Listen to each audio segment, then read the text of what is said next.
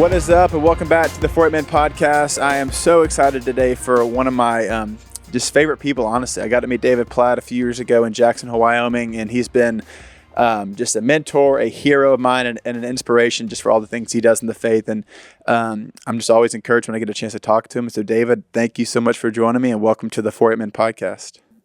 Bro, it's always pure joy. See you, spend time with you. Ever since that first time we were together in Jackson Hole. You really are one of my favorite people, and I'm not just saying that. I know we only get to see each other a handful of times a year, but there's just something when I see you. There's just so much joy that overcomes me, and I just love you and Heather so much, and we're so grateful for the two of you. Well, man, that's mutual. Like really, like pure joy. I'm sitting here thinking about just a variety of different times we've been together, and just joy, like laughter, fun, and serious, spurring each other on toward Jesus. So it's mutual, bro. I love it. Well, I was going back through our text the other day. I was trying to find a picture of us or something, and I saw a meme that I had sent you of Ray Lewis doing a dance celebration that I had made a joke about Heather doing this. I couldn't remember the context of it, but I just started laughing just looking at that. And because I'm pretty sure that was that If gathering that we had. No, it was that one was I think it was Passion. Like Heather was fired up before we were going out to one of the worship gatherings at Passion, and you were like, I can picture Heather doing like a Ray Lewis in here, like getting fired up. That's what it was. It was the prayer before the conference. Yes. And just picturing Heather like just stepping up in the middle and having a Ray Lewis coming out of the tunnel celebration. But David, I mean, man, you do so much. You know, you're a husband, you're a father, you're an author.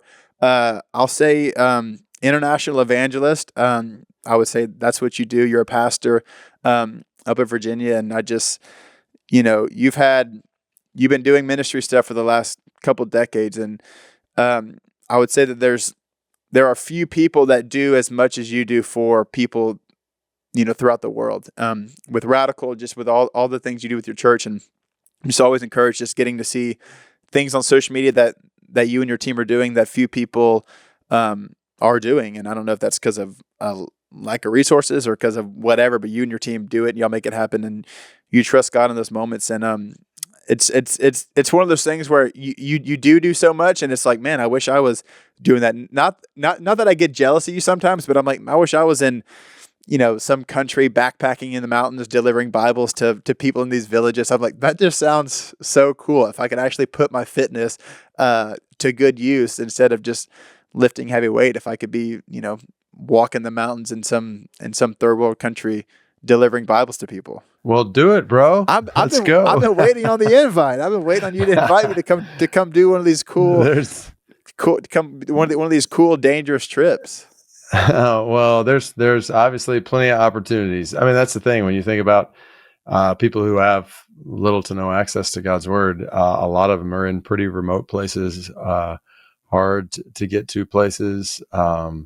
I remember one of the first trips I took a group of students with me. This is when I was teaching at the seminary down in New Orleans, and we took a group to a country where it's illegal to share the gospel. And our whole goal, and actually two of my brothers went with me, so on this trip. So the three of us were together. We all split up into small groups, and we were just going from village to village in this particular area, and we were dropping gospel literature, and the whole goal was to drop it in places where people would find it like 2 weeks after we were gone. So like you'd put it under a wood pile in these little bags that would be able to withstand the weather, or just put it in different places to try to I mean, this is the first time those people would ever hear the gospel, but it's not like we could just go up and hand it to them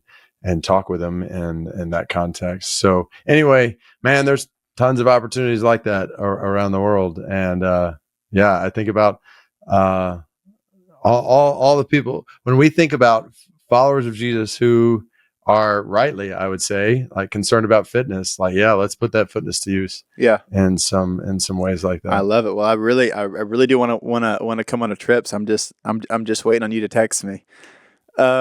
I gotcha. But you really have been doing, you've been doing what you just said for the last so many years. When and what was that spurning for you of maybe when God put that on your heart? We read the Great Commission of go make disciples, and some people think of that globally, which we all should. Some think about it, in our neighborhoods, which is good too. But for you, there really is such a burden on you for unreached people groups and people groups that have little to no access to the Word.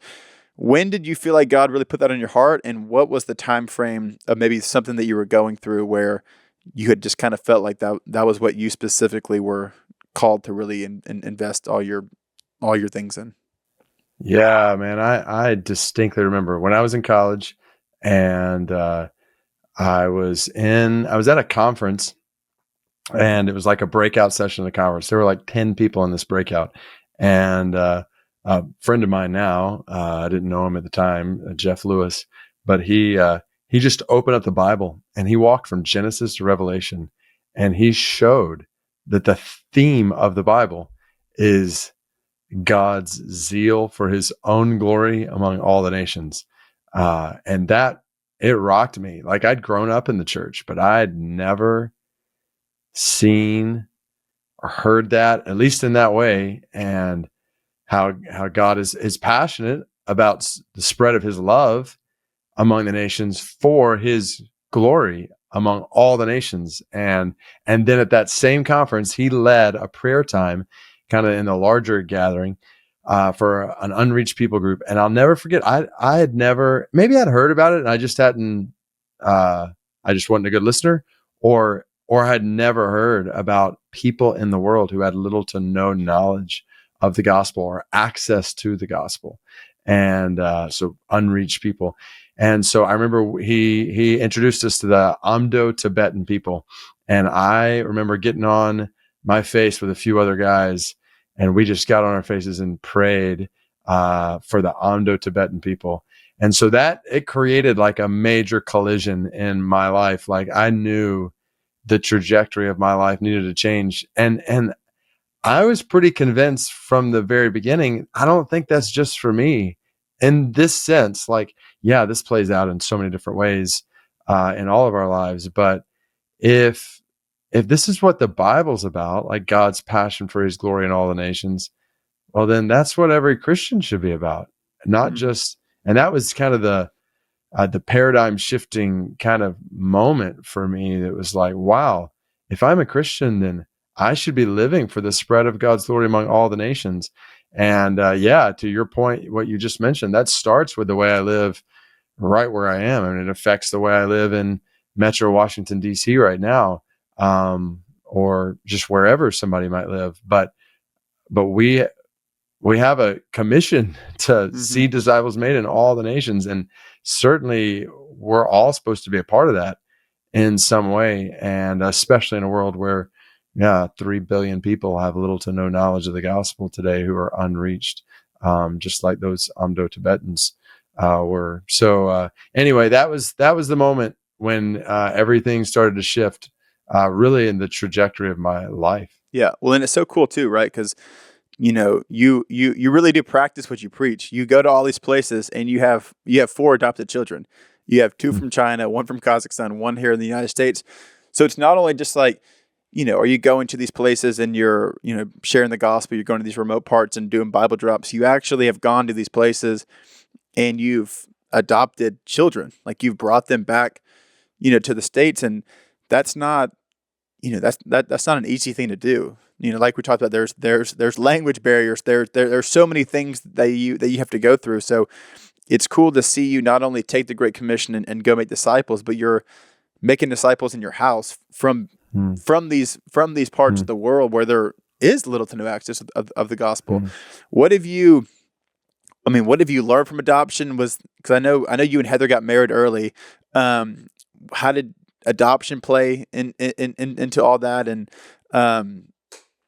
just all the things? Because it's remarkable that y'all have, I know you're the son y'all just adopted. It's been a couple of years since COVID and all the things. So what have you learned from adoption? Oh man, we could talk for multiple podcast conversations about this one. And just to make even a quick connection there, uh, yeah, that's where living for the spread of God's glory among all nations. There's so many things that kind of come under that umbrella. I would call that ultimate. But then, I mean, I'm preaching this Sunday on James 1:26 and 27, the religion that's pure and undefiled before God the Father is this: to visit orphans and widows in their affliction and to keep oneself unstained from the world. So this whole picture of, yeah, care for orphans and widows, that's a part of how we live for the spread of God's glory among all the nations, in addition to many other things that we see in the word. For adoption specifically, God initially took us down that road in a way we had not planned. We were, wanting to have children biologically, and God just for about 5 years wasn't providing in the way we were praying and hoping, and it was a hard road, and then the Lord put it on our hearts to adopt, and so and I would have said, I think at that point, Christian, I think I would have said, this is kind of second best. Since we can't have children this way, we'll have children this other way. We learned real quick that adoption was just as best. So we adopted our first son from Kazakhstan, and then 2 weeks later, got back home with him, and Heather was pregnant, and it was like, okay, wow, like how'd that happen? Well, I know how it happened. Anyway, so what happens in Kazakhstan doesn't stay in Kazakhstan, So anyway, so we had a biological son 9 months later, and but we knew we wanted to adopt again, and God had just totally transformed our hearts along those lines. So we ended up, adopting our third, then having a fourth biological, and then we were like totally content with our 4 children until one night on a date night. And we hadn't even planned on talking about adoption. But the subject of adoption came up over dinner, and it was like, the only way I can describe it is the Lord just met us there at the table in a way we never could have imagined. Heather's like in tears. I'm super self-conscious that the waiter and other people in the restaurant are thinking I'm a totally lame husband for causing my wife to cry. But it was just, it was clear the Lord was leading us to start another adoption process. And so we walked away that night. The next morning started again, another process internationally. And then, just like you mentioned, we were 3 days away from going to pick our son up in January 2020, when we got word that because of some strange virus that it would probably be postponed for a couple of weeks. And it ended up being postponed for 3.5 years. And then just a couple months ago, we got a call saying we could go. And so we just brought him home. And then in the middle of all that, the Lord put it on our hearts when we were reading Psalm 127, children heritage from the Lord, blesses the man whose quiver is full of them. We could talk a lot about that text, but I think a lot of people see children as like barriers as opposed to blessings, at least in our culture. And oftentimes even as Christians in our culture, like, oh, I don't know if I can, we almost kind of talk about children or having more children like, oh, that would be, not like they're blessings. And they're blessings, and not that they're easy. Any parent knows that. And any parent who's walked the road of foster care or adoption knows that there are extra challenges that kids and birth parents and adoptive parents experience and all that. But this is religion that our God accepts as pure and wholly acceptable before him. And it is good. It's so good. So I could talk a lot about the challenges that come with adoption, and not just for Heather and me, but for our kids, and for birth parents, some who we've had the opportunity to walk alongside, but then also the blessings that are indescribable. Pornography is not a comfortable subject to talk about. But did you know that 7 out of 10 men and every 1 out of 3 women in the church today are struggling with pornography? I battled this for a while. Throughout high school and even early on to college, pornography was something that I wrestled with a lot. I really just struggled with it. I would watch it and I would always feel guilty for it. But at the time in my life, I did not have any accountability. And it wasn't until I got to college that I actually got guys around me that supported me, that could call out those things in me that really helped me in that. And it wasn't really until I got accountability that I really got freed from it. And since then, I've loved having covenant eyes. I love having it. A lot of my friends have it as well because it really is just an accountability partner for those that don't have one. And that's how covenant eyes works, is through accountability. In pornography, it's the secret sin that no one wants to talk about. And more often than not, it's actually impacting your life more than you realize it. But I just want to let you know that there is hope, that you can be freed from it, and that hope can start today. And when you sign up, you will choose an ally who will receive your device reports and walk with you toward a life free from porn and the life that God desires for you.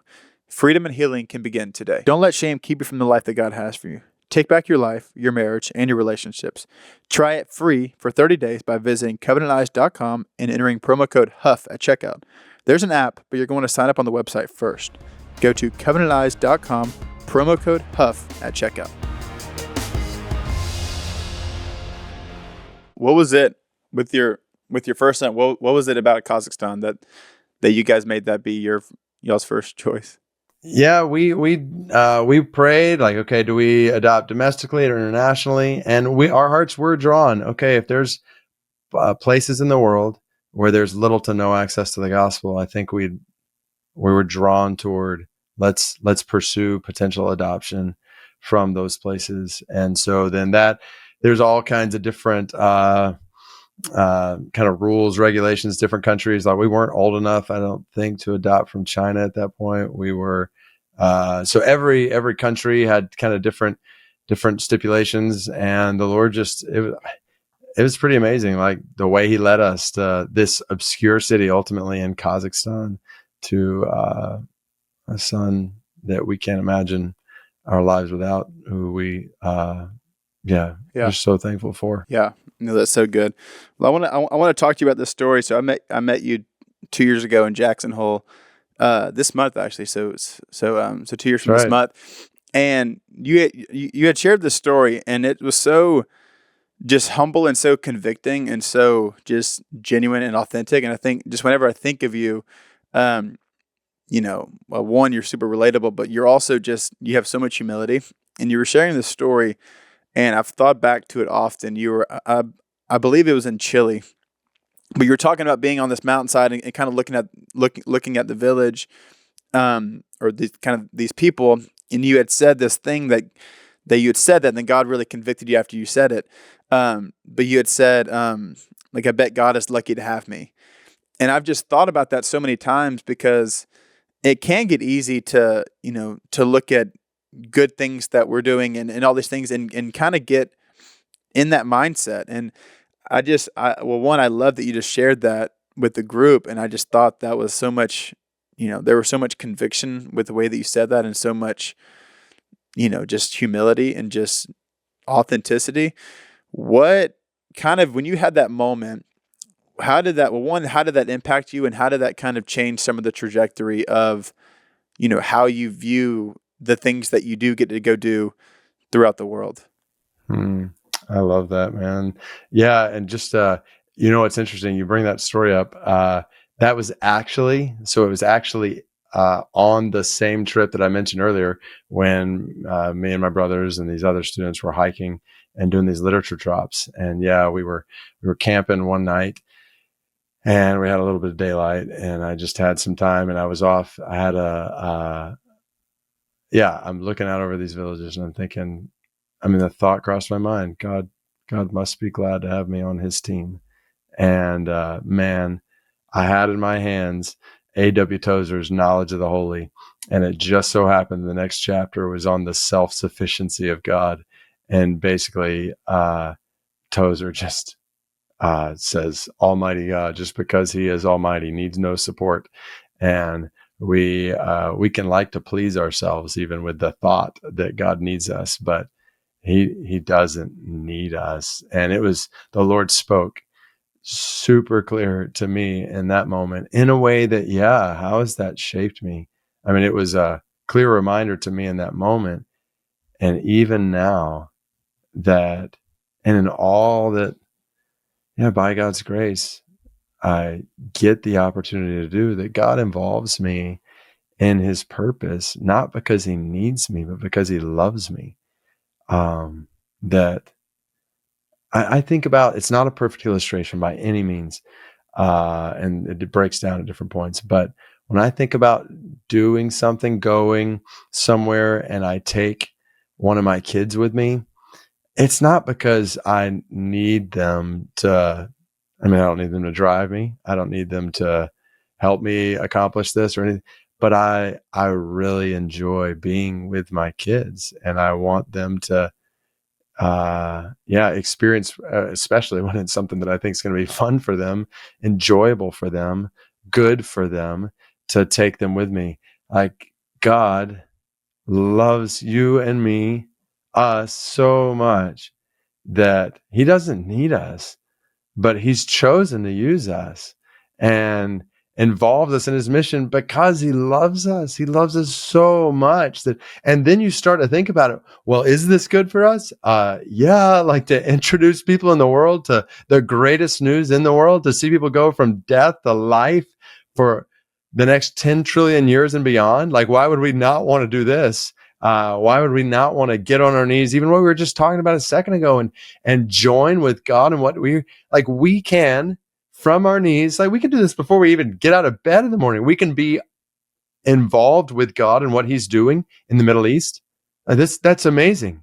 Like, what a privilege. Why would we not give ourselves to this? Why would we coast through like a casual, routine, just monotonous religious version of Christianity that's like casually cultural? Like, no, you're created for so much more than that. We're created to walk with God, to participate with God and what he's doing in the world. And that's totally humbling, that he doesn't need us, but it's exhilarating that he loves us and he invites us to be a part of this. And so that just makes me think, well, I don't want to miss out on any of that.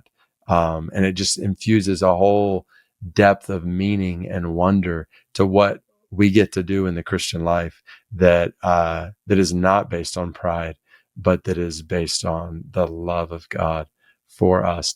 And let's be honest, despite us and who we are. Yeah, that's so good. That's actually where I'm wanting to go next. So, just that idea of comfortability, right? We live in, the West. We love, and by we, I'm sure, you do too. I mean, there is a sense of comfort that, that we do enjoy, and it is, like you said, just like it's a privilege that we get to do these things before we get out of bed. We're privileged to even have a bed. Like, we're privileged to have a phone. Like, there's all these things that we can take for granted. What do you think? Um, just throughout the last decades and hundreds of years, why do you think the West has just? Why do you think we've gotten to where, we are so comfortable with things? I know, all the obvious answers, but like the Great Commission, like, we don't go to these places and go do these things because we're comfortable, and that's scary and that's dangerous, and all these things, and like you just mentioned, that's we're created for so much more than just to sit here in our routines and just just to do things for us. Why do you think that that's kind of where we're at here culturally, and just some of the things that have taken place over the last couple decades, couple hundred years or whatever, that we've gotten to that place? Wow, man. I think, so the texts that are coming to my mind are 1 Timothy 6 and Matthew 6, like the deceitfulness of riches and the comforts that come with those things, and the way they capture our hearts. Where your treasure is, there your heart will be also. And yes, God has materially blessed us. And I know different people listening to this, and we all have, we have different pictures of wealth in our mind when we think of wealthy. But when the majority of the people in the world, in the history of the world, think wealthy, they picture all of us. Like we're some of the wealthiest people to ever walk planet Earth. And, but just like we see all throughout the Bible, God's people specifically, I think of Psalm 67, and the prayer there that God would be gracious to them so that his ways have been known on earth and his saving power known among the nations. But if we're not careful, we can miss the purpose of this blessing. And, yeah, I'm convinced we are missing the purpose. And I don't just say that anecdotally. Like I can point to that practically, that, we spend most of our resources on ourselves. We give some of our resources to churches or ministries, and a very small percentage of those resources we give to what we might call missions work or work around the world. But even that, out of the money we give to mission stuff around the world, approximately 98, 99% of it actually goes to places where the gospel's already gone in the world.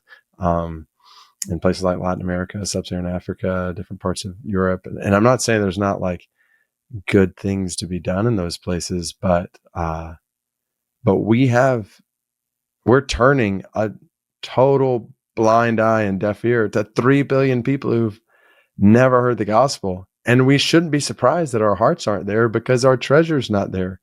Our hearts will follow our money, is what Jesus is saying. And so all that to say, like I would say, and I don't use this word lightly, and I'm not just using it because I wrote a book with it, but a radical reorientation of our lives that says, wait a minute, we're not living for here. Like this is not, and we're not living for the stuff we can accumulate or enjoy in these few short years we hear. Like I'm preaching through James right now. Life is a vapor. It's a mist. It's here one day and gone the next. It's going to be so fast. So why spend so much of our time, attention on stuff that's just going to fade away? And let's live for what's going to matter forever. Let's invest in what's going to matter forever. But that's a totally different way to live than the world around us. And we won't live that way unless the word, number one, by the power of the Spirit, is transforming us. And two, we're opening our eyes to the world and we're seeing those realities in the world. And we're considering how our lives can be a part of making this word known in this world. There are two things that I love: health and fitness. And for me, what pairs best with that is my AG1. I love to drink AG1 in the mornings before I go to the gym, or even on days I don't work out, I still love to drink it in the mornings. I've been running a lot more lately, so I love to drink it before my runs. I think it gives me a great health boost. It helps with my mental clarity, and I just think that it tastes delicious. Not that I know. And I love it because there are just so many benefits that it gives me. I hated taking vitamins and pills, and I wanted something that tasted delicious and something that I knew was giving me health benefits, and that's why I started drinking AG1. And I love to drink it in the mornings, like I said, and I just think that it gives me so many benefits that help all the things that I'm doing from a fitness perspective and even just from a daily living perspective. So what is AG1? AG1 is a daily foundational nutrition supplement that supports whole body health. And AG1 was designed with ease of mind so that you can live healthier and better without having to do a lot. It's seriously the healthiest thing that you can do in just under a minute.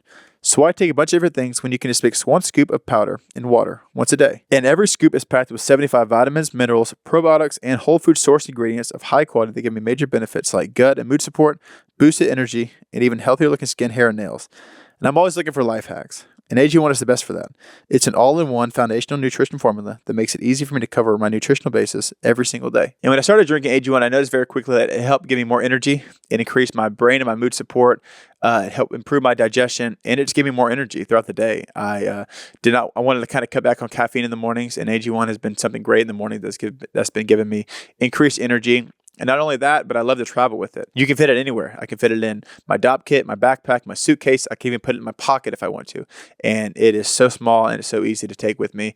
And I just tear it open, and I just pour in however much water I want, and I'm good to go for the day. And that's been a lifesaver for me. As much as we've been traveling lately, I've just loved having the health that I need on the go. So if you want to take ownership of your health, try AG1 and get a free 1-year supply of vitamin D and 5 free AG1 travel packs with your first purchase. Go to drinkag1.com/huff. That's drinkag1.com/huff. Go check it out. Yeah, that's so good. I love the book Radical. Me and Sadie read it. I can't remember if we read it before I met you or after. It might have been a little after, but I finished it in like a week. I thought it was unbelievable. Mm. And it's crazy because, like you just said, it's a radical faith and the book is called Radical, but it's really just scripture. Like it seems radical for our cultural context, but like the the Bible's radical. I mean, the Bible is Yes. countercultural, so it's like, I mean, you're not necessarily coming up with these new innovative themes. It's just actually pulling biblical context and saying, how does this look? Like, where your treasures, there your heart will be also. Like, does that look like what does that look like for you, right? Mm. And it's interesting because it can be labeled as radical because it is for where we're at, right? But somebody, in these places that you've mentioned, like in Kazakhstan or in China or wherever, like it's not necessarily radical. It's just biblical, right? It's like, That's like everyday Christianity. Yes, that's what I mean. I think about even, man, I was having a conversation recently with someone and I was visiting our church who is Muslim, and this person is realizing if I follow Jesus, I'll lose everything. Like that's kind of the normal expectation for if I follow Jesus, it will cost me my life, my family. Just I will be totally on my own. Like I will be trusting in him for everything. And so that's normal for this person. And it's normal for followers of Christ around the world. I would argue that was normal for, followers of Jesus as disciples and others in the New Testament.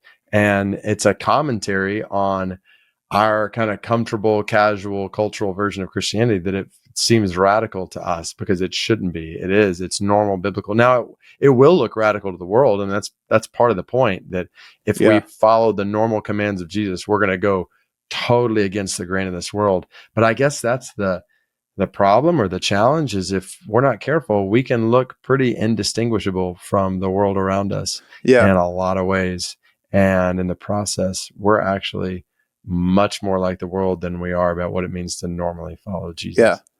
For sure. Because I remember you talked about in your book, the newspaper article headline that you read of 20 whatever point or 20 whatever $1 million to this church build, and then like on the bottom of the page or something on maybe the next page it was like, this much money went to missions or whatever. And it was just, you talked about just flipping the headline. And, I even had Ben Stewart I had him on a few, actually probably about 2 months ago. And we got into conversation, and I don't know if you fully agree with me or not, but because, he's a pastor of a church, you're a pastor of a church. So, and I'm not. So I feel like I can kind of like, speak to the church things maybe more than a pastor can. But I was like, you look at us and it's like, and granted, I've never been to your church, so I could be completely wrong. But I was like, most churches we go to, it's like 3 to 4 worship songs. It's announcements for community stuff, and this is what we have going on, and then it's like a 30 to 45 minute message, and then you're done. You go to your car, you go to lunch, and then the parking team's out there, and then the next group comes in.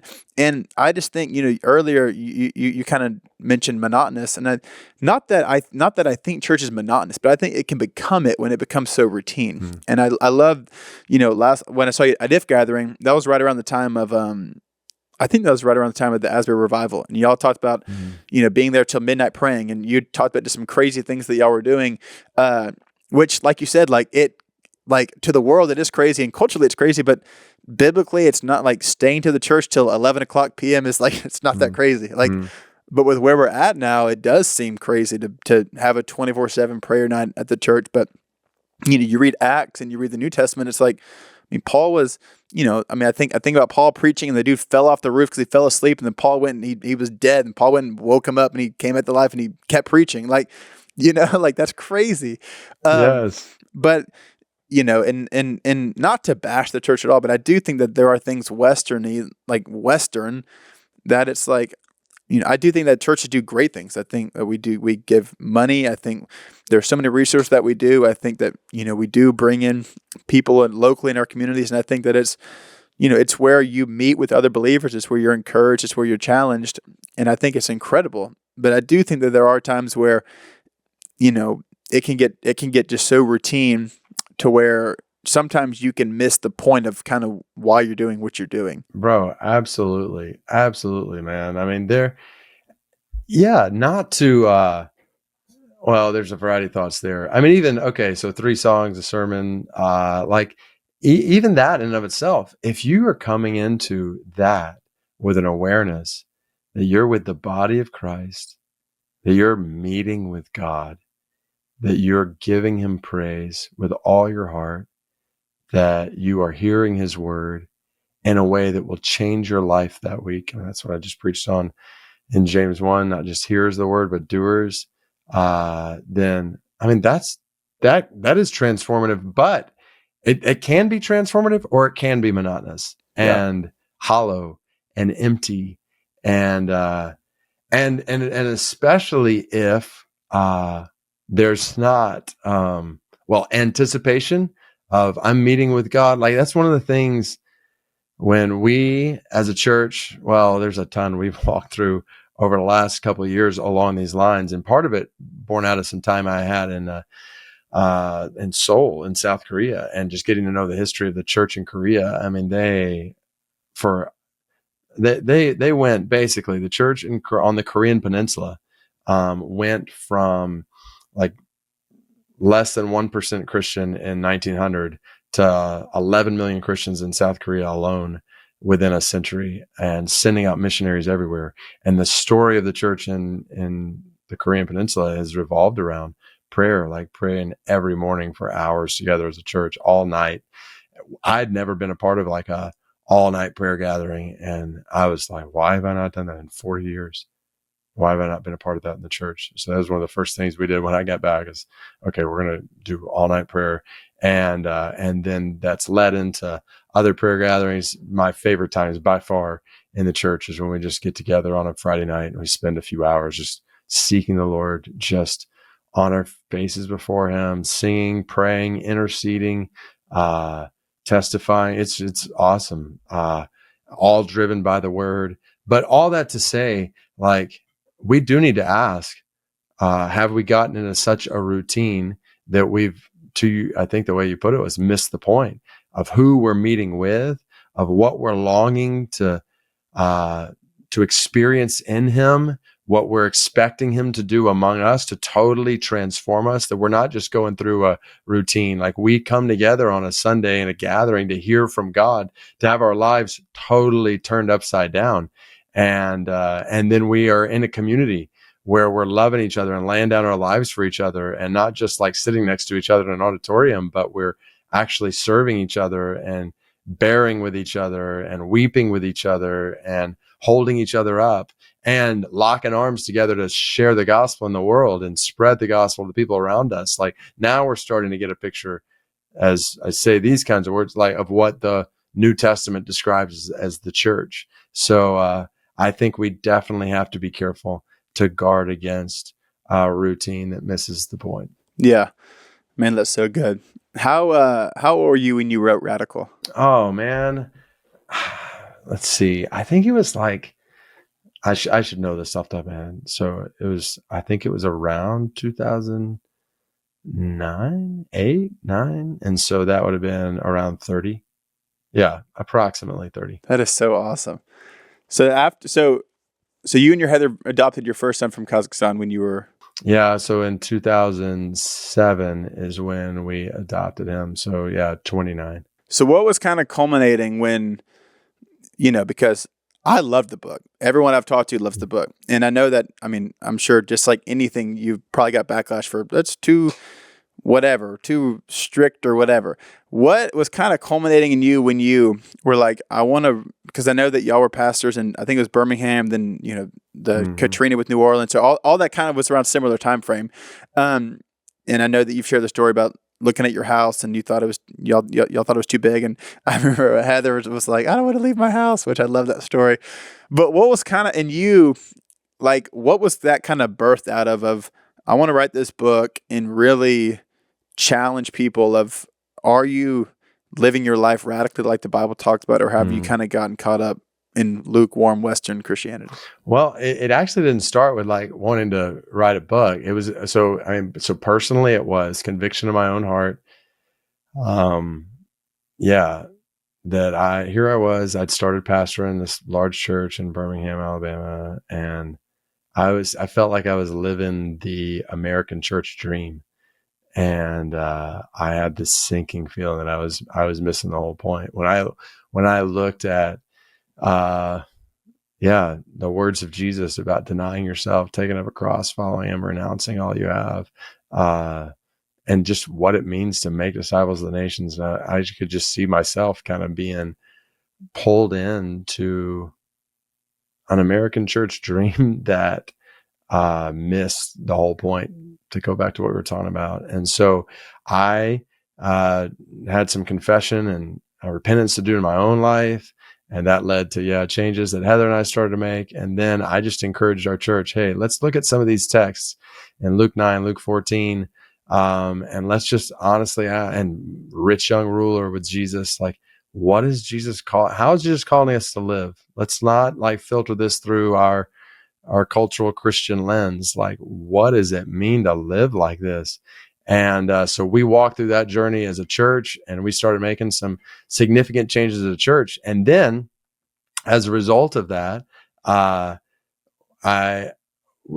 said, okay, I think I'm going to put what we've kind of walked through as a church down on paper, so that people who come to our church in the future know why we're doing some things different here. And so the whole idea was just to kind of self-publish a book, and people who come to the church would get it. And then I think my mom will read it, and that'll be kind of it. But then it got into some hands of some other people, and they said, hey, we think you should publish this. And then even that process was really interesting, because nobody really wanted to publish it at first. It was kind of hard finding somebody who wanted to publish it. And then finally, I was so thankful for the way that process played out, and people it brought me in contact with, who are friends, dear friends to this day, who helped me communicate what was on my heart in ways that, apparently, and even when it came out, like I thought my mom and some people at our church would read it. I didn't think a lot of people would read it. There's nothing fun about a hospital visit. And it's even worse when you get an unexpected medical bill that comes from it.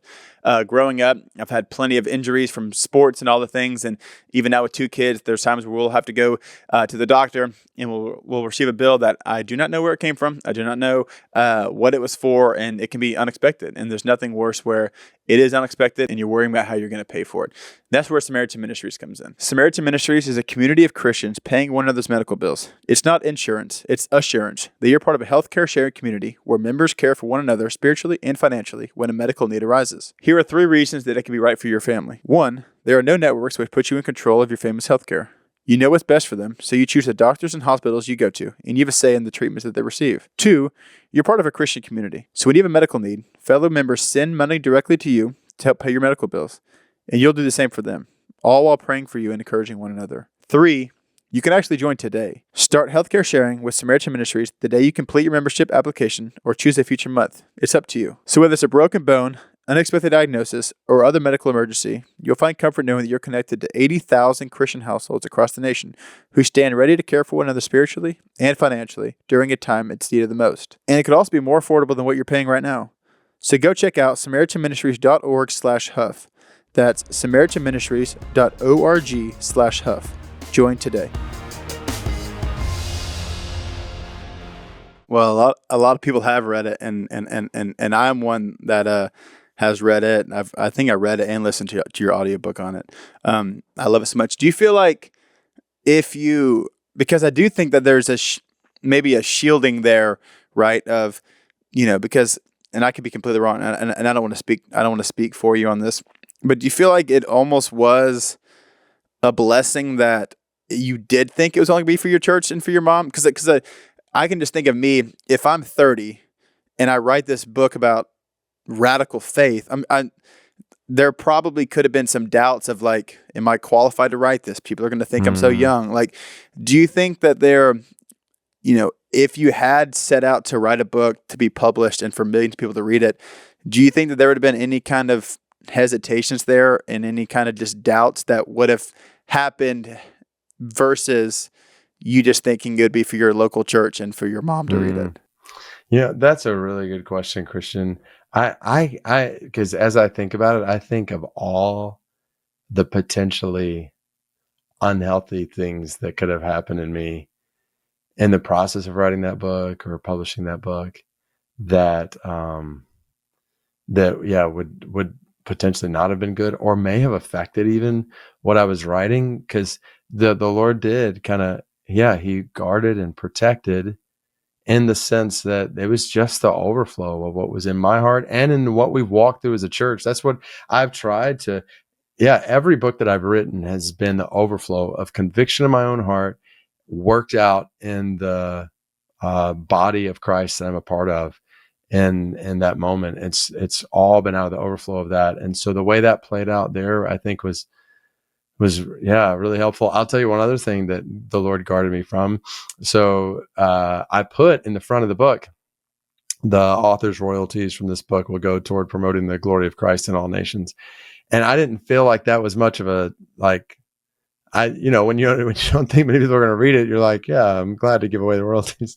Well, thankfully the Lord guarded me from royalties that would come from the book. And so the awesome thing is that, any money that's come my way, I've actually been protected from. I can't even use it for personal gain.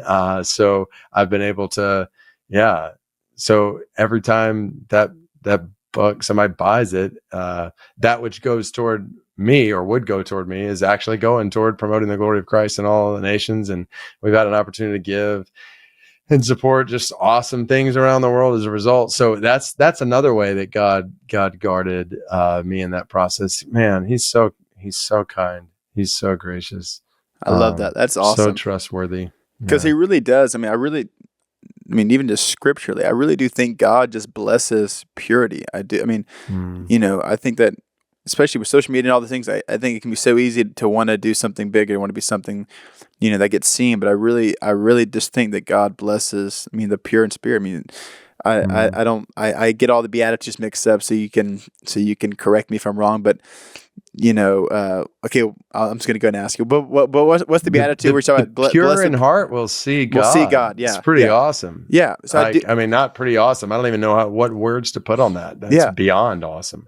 But he does, there is something genuine and pure that he does bless and he does recognize. Even just like what you said with the book, it's like you're writing it at an overflow, just for people that and I think that there's a purity in that God does blessing. And I don't want to get in a whole conversation on blessing materially or whatever, but he did bring a blessing for a ton of other people to read it versus the people in your church. It's globally.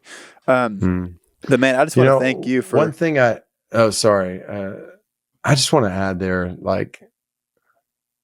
I'm the most prideful person I know, Christian. I'm not just saying that.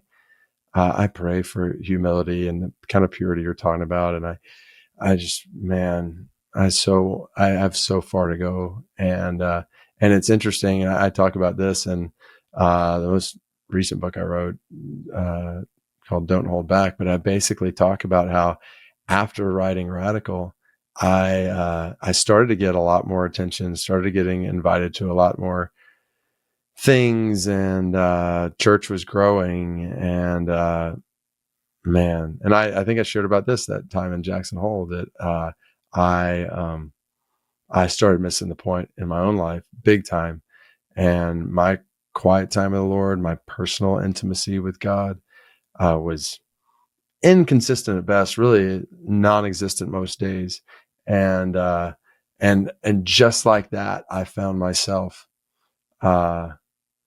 lured in again by on the outside. It looked like everything was going great. I was missing the whole point on the inside, and the Lord woke me up big time and caused some major changes in my life when it comes to spiritual discipline and a variety of other discipline flowing from that. But I just mentioned that to say were it not for God's keeping, disciplining, preserving grace, I shudder to think of where I would be right now. And I definitely wouldn't be having this conversation with you right now. Yeah. Well, thank you so much for sharing that. And I mean, I'm the same way. I'm the most prideful person I know. I woke up this morning, Haven has a 1 or 2 fever, honey has a devil ear infection, and my first thought is I can't go hunting tonight. Like that's my first thought. Like all about me. Like I can't get to go do what I want to do. And it's like, no, like that's not what I've called you to. I've called you to be a husband and a father. And like, yes, if you got to go do other things on top of that, that's awesome. But like, no. So I'm in the same boat. And I think that's the thing too that I struggle with. I do need to wrap this up, but it's so true. And I think that's why sometimes I fail to pray for the nations because I'm like, I'm so screwed up. Like 90% of the time I'm praying for myself. Like I have so much self-awareness of just how inner turmoil, just how just screwed up I am. So I just feel like I'm constantly praying like, God, help me be more patient. Help me. Like, I just get so caught up in praying for myself that I lose sight of praying for someone that's being persecuted in Israel.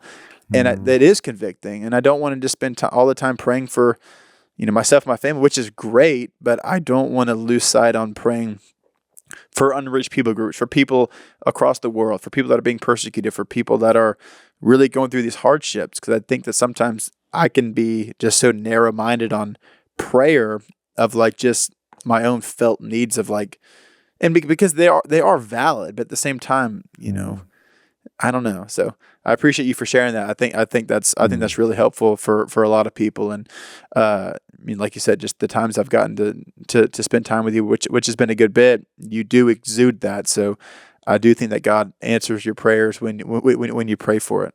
Well, and man, that's a really good word. What you were sharing, like, because I would encourage you, just like I encourage you, like, okay, I need to pray for all those things for myself. I like, because I need God's grace. I need the character of Christ developed in me, and yeah, not to stop there, right? To say, okay, and there are people around the world who don't have the hope I have. They don't have the peace that I have, the strength that I have, all the resources I have in Christ, especially people who've never even heard of Jesus. Okay, yeah, there needs to be a place for them in my intercession, Yeah. alongside my pleading for all the things in my own life and for the people who are right around me. Like I've got a million things that I pray for my kids and my family and the people right around me.